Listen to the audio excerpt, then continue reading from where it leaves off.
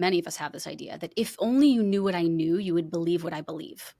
But that's not true. The real truth is that if you felt what I felt, you would believe what I believe. And even if we know the same information that people 30 or 40 or 50 years older than us know, we're not going to feel what they felt during the Six-Day War and the Yom Kippur War, and all of the other moments that we are not and have not lived through.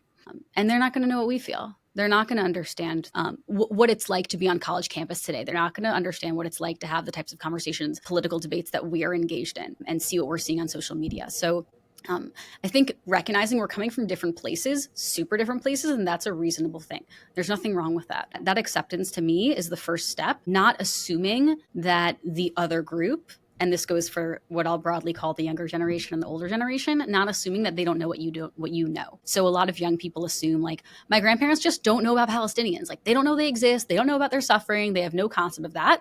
And the older generation assumes younger people, like, never heard of the Intifada and, right, never heard of all of the wars and don't understand anything about the history and foundations of Israel. Both of those assumptions could be true and also could not be true, and holding them as damaging generational relationships, even within people's own families.